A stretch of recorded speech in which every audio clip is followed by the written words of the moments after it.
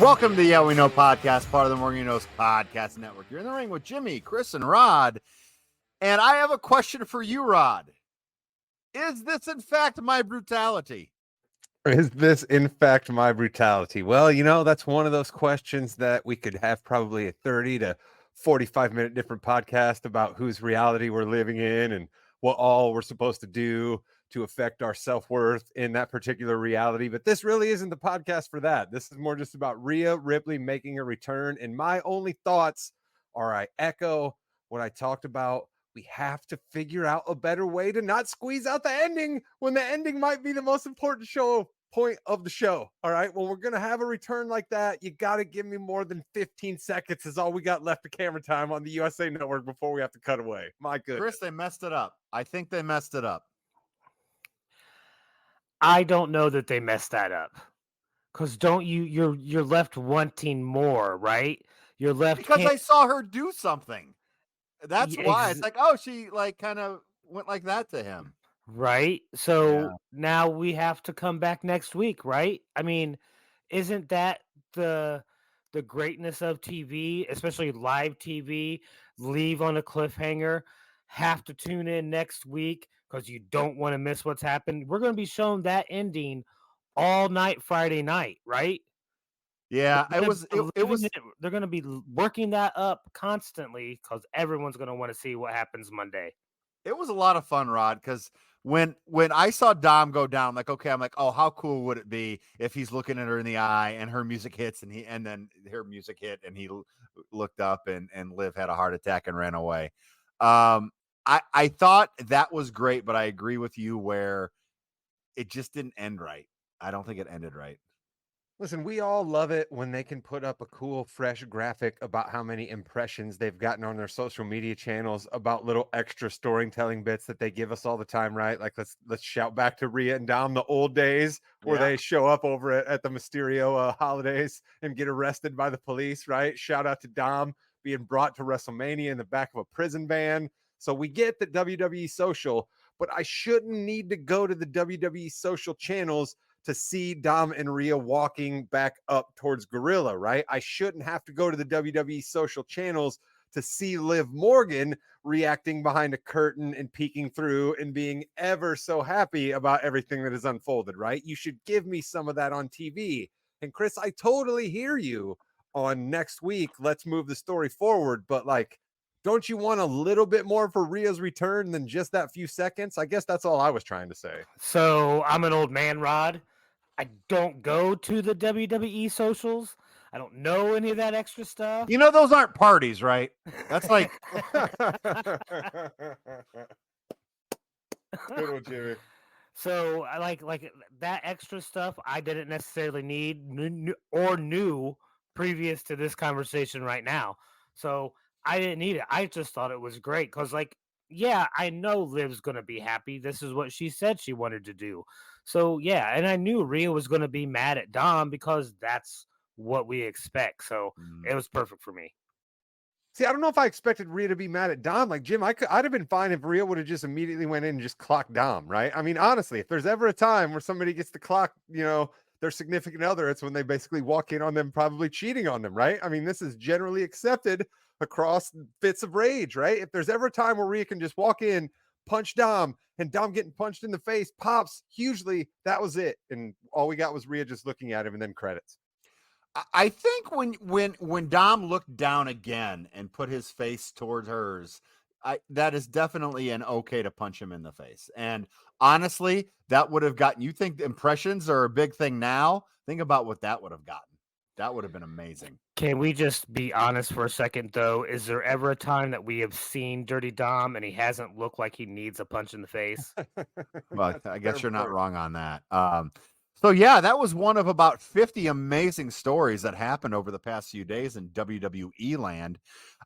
Chris, let's go to you. What is your big story that you want to talk about? Adam Pearce needs to be sanctioned and let go from being GM of Raw right away. It has been apparent now, and he has let the cat out of the bag that this man has investigative powers. But what does he choose to investigate? something that everyone saw in that post game or that post show, the post show, the post King of the Ring show or the Money in the Bank show. We all saw on the camera. There's no investigation needed. He doesn't want to investigate the 3 other times that CM Punk has just interceded and ruined a perfectly good heavyweight championship match. He doesn't want to investigate that, but he wants to investigate this other BS. He wants to double fine Drew McIntyre, but only fine CM Punk once. I mean, this is ridiculous. I've been calling for investigations. I just find this out on this last Raw that Adam Pearce has investigative powers and he's not using them correctly. He needs to be let go for derelict of duty. Hey, Rod, I specifically did not listen to anything Chris just said because let me take a wild guess at what he said. He's mad at Adam Pearce for his treating of Drew McIntyre, who punched him in the face, by the way, I think, didn't he? Rod, but I think we're burying the lead here. Rod, I think you have something to talk about this Adam Pearce Drew McIntyre thing. Are you agreeing with Chris on one of his hot takes from a couple weeks ago? I mean, I absolutely would be for an instant replay scenario. I mean, we all Wow. clearly saw a 1, 2, 3 being counted out in the match between Seth Rollins and Damian Priest, right? I mean, listen, Seth was a man, came in the ring, said botches happen. That's fine. Money in the Bank cash-ins happen. That's fine. But what are you doing in the ring, CM Punk? And Chris, I don't know if Adam Pearce is going to have enough time for all the investigations because they are going to have a new investigation on their hands where they're going to need to get some of the CSI folks from Las Vegas to investigate a body that was carved up by Seth Rollins in the middle of the ring, and that body was CM Punk. Seth Rollins took that boy behind the woodshed and beat him down in front of all of the people who just blindly chant his name for no apparent reason. Seth Rollins said, "You people are fools. This man is a dirtbag. This man calls for responsibility on everyone else except himself.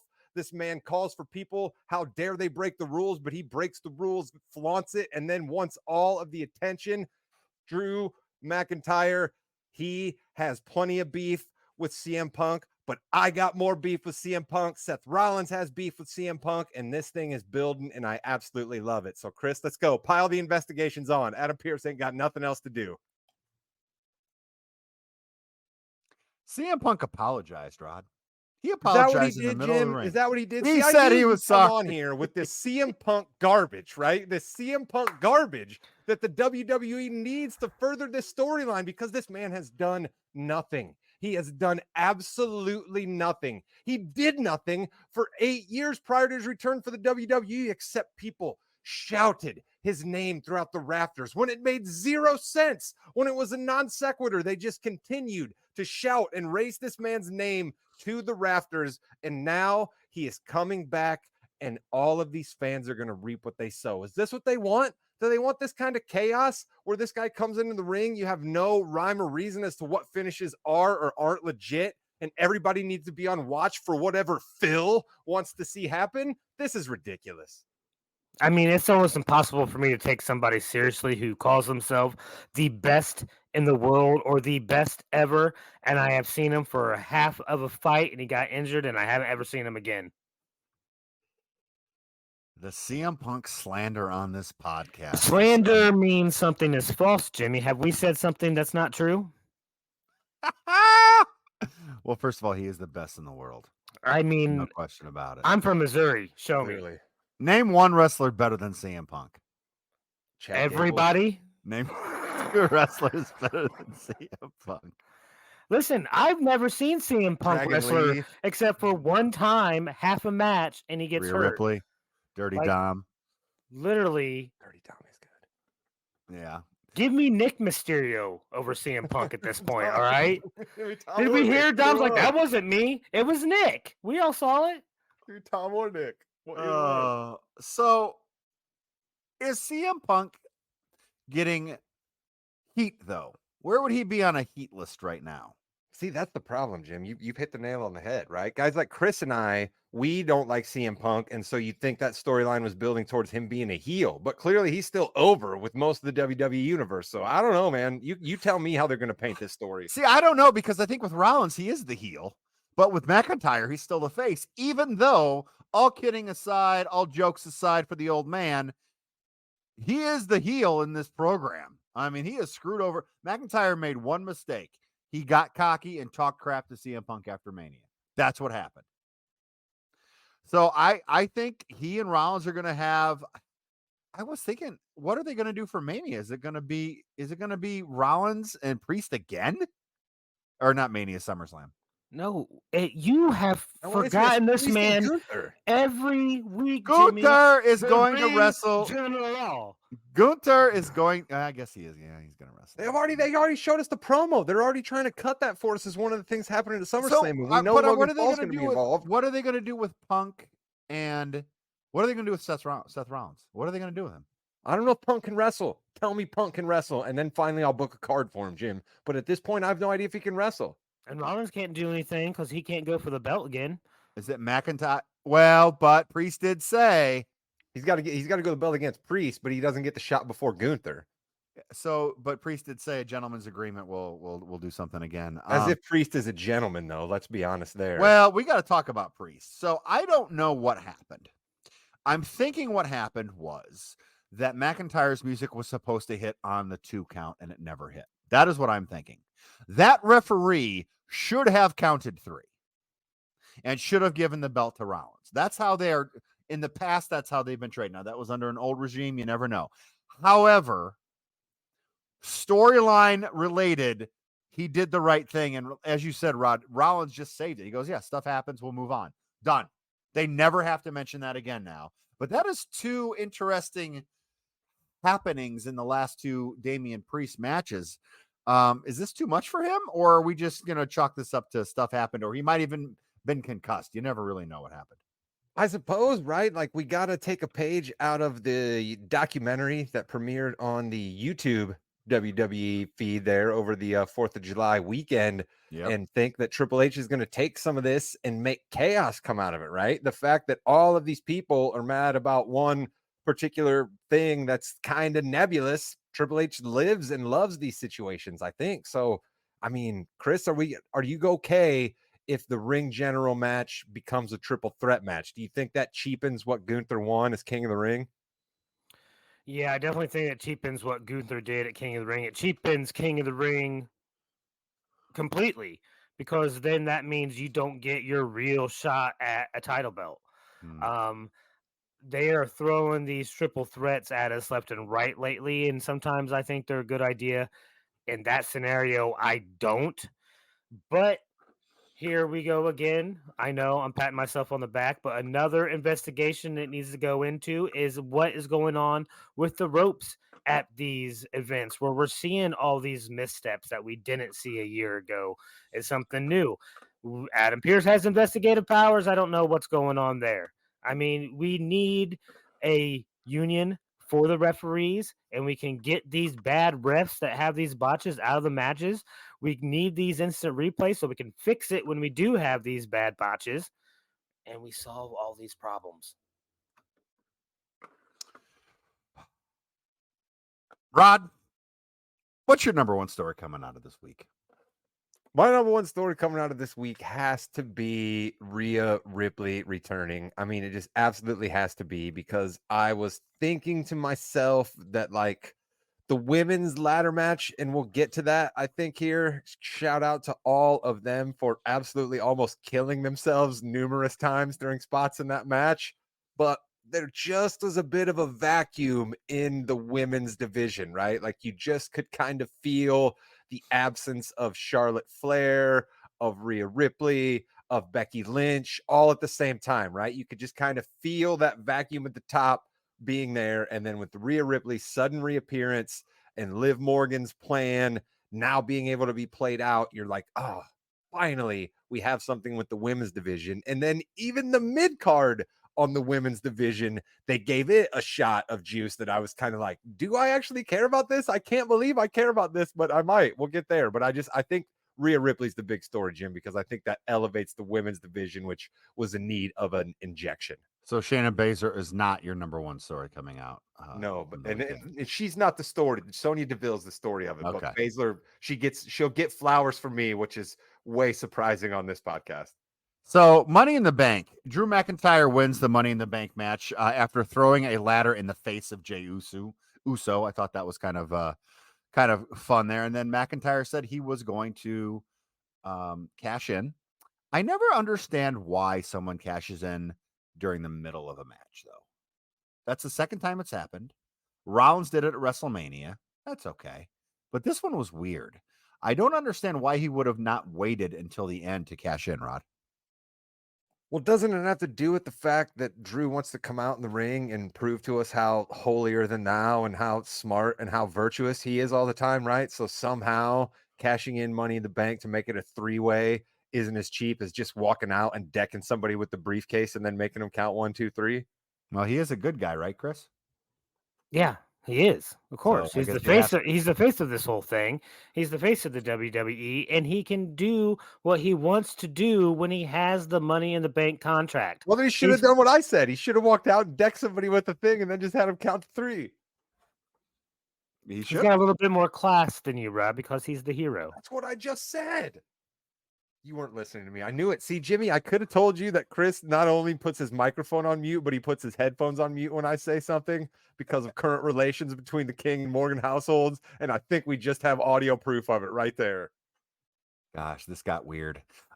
Speaking of weird, John Cena is retiring. He's announcing his official retirement That's from definitely not the WWE. biggest story. That's definitely not the biggest story. And When's he retiring? What does it even mean? We're going over the Money in the Bank results, and that happened on the show, so we're gonna just continue with that. Yeah, he's retiring in 2025 at some point, which means we get to see him at the Rumble, so that'll be cool. We get to see him. I'm excited about that. Listen, it's a WWE Hall of Famer that I'll actually have a chance at maybe being able to see live. So I am really excited about that. Are you committing right now? You're going to the Rumble. I mean, I don't even know what dates those are. February 2nd, I believe, or 1st. It's the first. Probably. Of course, I'm going to go to the It's Rumble. like a 3-hour drive for you. It's not that bad. Of course, I'm going to go to the Rumble in Indianapolis next February. Okay. Those Lime scooters, though, they cost a lot the further you go, just so you know. I've had to use that before. I was going to do a horse, but a horse is going to take more than 3 hours. I'm sorry, Chris. Hey, who got the Sami Zayn?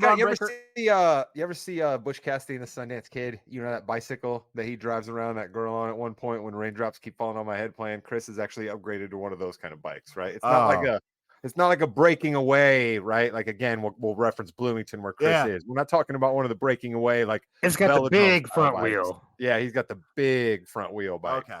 So that's good. Who got the Sami Zayn Braun Breaker match right? I think that was me, right? Aren't I the one that normally gets things right on this podcast? You are pretty good at that thing, but I did it this time. I don't know why Sami Zayn won. I guess they want Braun Breaker to pay his dues, whatever that means, even though he's been in NXT forever. That was weird, and it kind of just... Now Braun Breaker is going to beat Sami Zayn at SummerSlam? I mean, I don't understand what happened there, Chris. It's hard for me to care about this storyline. I want to be honest. Like, I would have been more interested if they gave it to Braun. Then I don't have this weird exchange then on Monday Night Raw either that just continues this weird thing that Braun has against Sammy. This doesn't, like, give me more of Sammy versus Gable. All right. Give me more of that. Like, I was more invested in their relationship in that fight.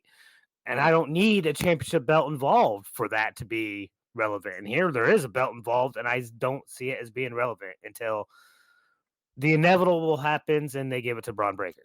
Gable's got his own issues, but we'll talk about that here in a little bit. Rod, did this hurt Braun Breaker in your eyes at all?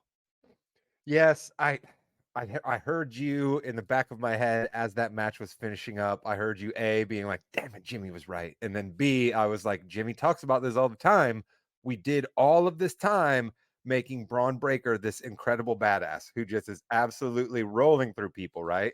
And I understand that Sammy has a bit of a reputation as a giant killer and a guy who just absolutely doesn't give up. And, you know, I mean, fine. But Braun just all of a sudden sort of looked beatable kind of out of nowhere at the end of that match, right? Like that match just kind of was like a regular, just, oh, look out, Michinoku Drive-U and a Helluva kick, and Braun Breaker's all of a sudden done. And just the guy that we had been presented the past couple of weeks shouldn't have been able to just go down like that. So like you said, so now, okay, fine. He beats Sammy. What did it really do for Sammy to have the belt for a few more weeks over what it hurt Braun to lose that match? I think so. Yeah, I don't like the booking there. Speaking of booking, holy cow. Tiffany Stratton wins the women's Money in the Bank match after kicking Chelsea Green, who, let's be honest, should have won the match. We should have been right, Chris. We should have been right. Off a ladder into 2 tables. Now, those of you who are TNA fans will remember a very similar spot that Chelsea Green did in the past. So this is kind of her gimmick. But that was probably the, 10th most dangerous thing that happened in that match, Chris? That match was phenomenal because Rod was right earlier when he said the many instances of them trying to kill themselves, apparently. And it didn't matter who was taking the bump or who was giving the bump. Everybody was hurt after that. I mean, how long did Io Sky stay in that whatever backward scorpion-like position, just screaming in pain? Yeah. There were a lot of spots there, Rod, that were very dangerous, but that wasn't the spot it was supposed to be. A lot of heads hitting ladders that shouldn't have. It was kind of scary there for a little while, but apparently everyone came out okay. Yeah, I mean, there's you know the Michinoku driver spot with Io Sky to Zoe Stark. That's going to be one that you're just going to have to look at a bunch of times and figure out how in the world did her neck not snap coming down off of that. You know what I mean? So like, shout out to them for being able to pull that off. But you're absolutely right, Jim. I think where I was the most worried and where you could tell Graves and Cole were the most worried were random times where an arm would hit it when it wasn't supposed to, or they'd fall just short and then they'd go into it at an angle they didn't mean to go into it at. And then you could tell, oh no. Right? Because like think of the most famous back injury in WWE history. It looks like Shawn Michaels cleared everything, right? But it's the way his back hit it just as he was coming down that just never was the same for him. So there were so many spots in that where I was just like, I was just screaming out in pain because I was like, oh my God, are they? And then nope, they just got right back up and did another move. So shout out to Naomi. Shout out to Zoe Stark. Shout out to Chelsea Green, Io Sky. I mean, there was chaos abound in that match, and somehow Tiffany Stratton came out on top. You know who else came out on top, Rod? We have new tag team champions. DIY are the tag team champions. It's the story of the weekend. It's the story of the year. It's the story of my lifetime. DIY gets the tag team championships. They get the picture with Triple H, the awkward picture that they took back when they won the NXT titles. It's back again. Let's go. DIY. No, it was not on Money in the Bank. It was on SmackDown. I don't care. DIY. You showed a lot of restraint, Jimmy, for allowing the podcast to go for 23 minutes before you got to this. I didn't know where to put it in, but when you said that, I was like, I'll go now. Yeah, this was a good spot for it. And listen, I was excited for you. Yeah, you know, it was awesome. We were all excited for you. We knew that it was a big night for DIY, and you know, I want it for the boys so badly, Jim. I want it for the boys so badly. But that place was kind of silent as they were coming out for that match. And that place was kind of silent after they won the belts. First of all, go to hell. Chris, SummerSlam is in Cleveland. Guess who's from Cleveland? Who's from Cleveland, Jimmy? My boy, Johnny Gargano. Johnny Wrestling. Not Tommaso Ciampa, Chris. He's not the Tommaso Ciampa's not the one from Cleveland. And I'm not one to judge. They are gonna go nuts for that, and I love every second about it. DIY is on a path now. They're on their NXT path, and I love it. And it's gonna be some really awesome matches moving forward, and I'm very excited for them. But let's get back to Money in the Bank here. We had the Bloodline defeating Rhodes, Owens. Shout out to Owens' mom and Randy Orton. Couple things. Number one, Jacob Fatu. Your thoughts, Chris? Another investigation needs to happen because apparently Triple H is able to bribe federal governments to be able to get people he wants. Oh, like legitimately. legitimately, this is like real, by the way. Yes. So like, listen, like if there's strings being pulled in some places, maybe we need to have a little bit more. We know they got investigative powers. I've been beating this drum all night. We need more investigation and oversight. You want more oversight and control from a ruling body. Chris King. I want separate but equal. That's why there needs to be a referee union. There needs to be oversight over the general managers. We need someone representing the wrestlers themselves. We need separate but equal. You know what? Separate but equal, you moron. I love you, Chris. You're fantastic. No, like seriously, Chris King continues to be one of my favorite people ever, and I do appreciate you. I've lost all train of thought here. I got nothing, Rod.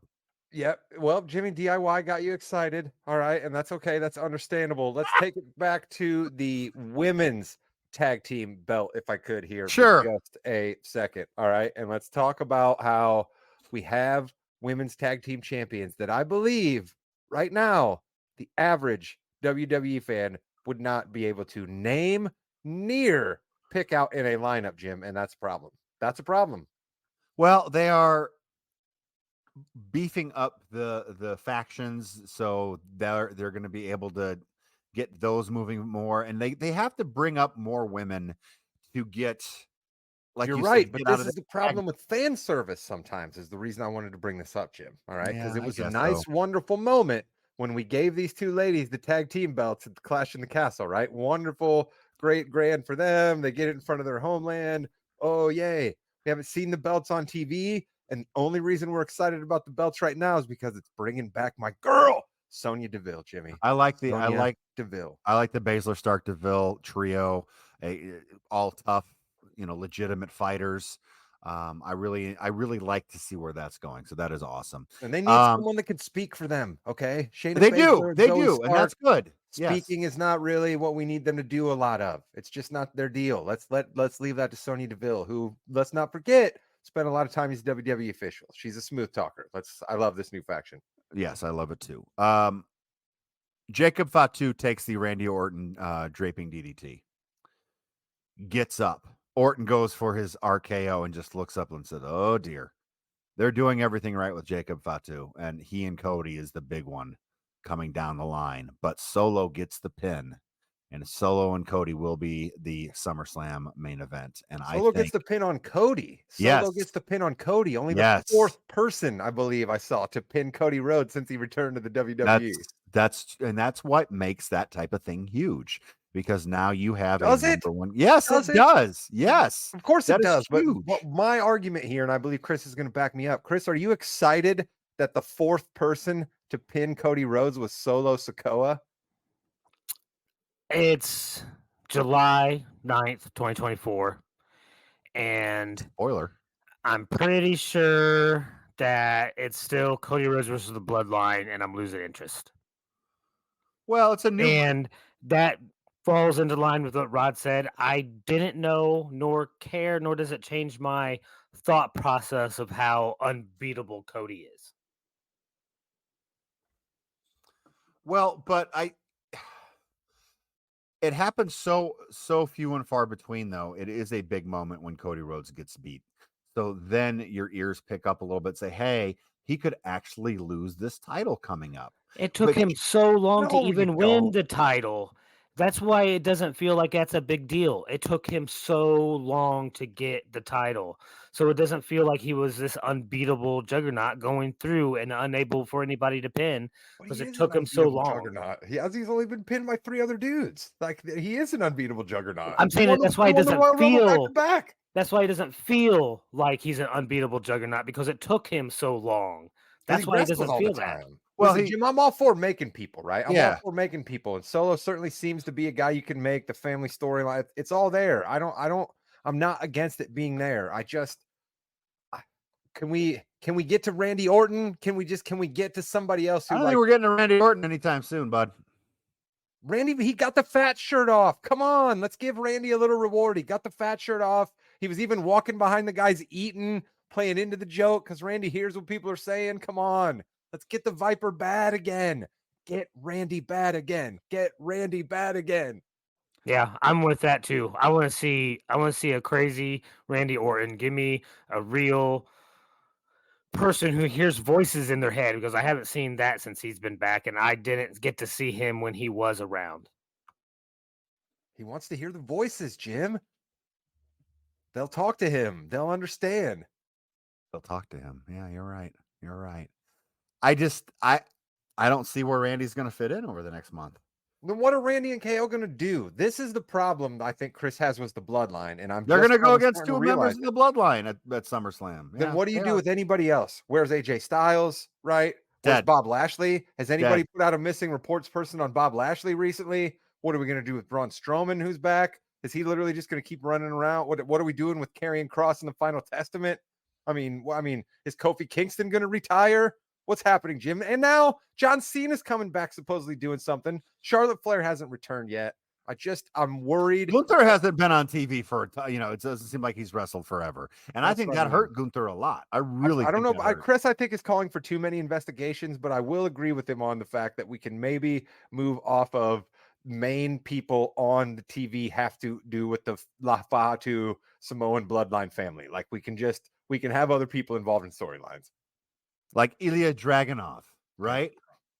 I'm going to start wearing fur on this podcast, I think. Honestly, I really think I was onto something last week with the fur. I love seeing Dragunov come down with the fur.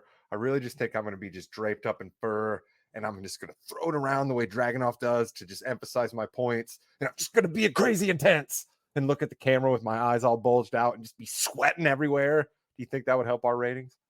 I will say this: I think the fur is probably better, and I'm glad you're mimicking Dragunov rather than Rollins because I don't think you can pull off Rollins' fashion style. Well, he also those are like designer deals, man. Like I don't got that's that kind of that's expensive It's stuff. like I don't have feather that. boas. Don't No, that's like a feather. He's boa moved from- on. Think about it. He hasn't worn feathers for a while. He's doing these jacket things now and these He pants. was serious on Raw. He was serious. Yeah, he had was. those He talked heels for 6 on? and a half minutes.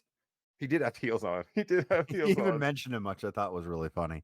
And with that, you've been listening to the Yeah We Know podcast, part of the More You Knows podcast network. You're in the ring with Jimmy, Chris, and Rod.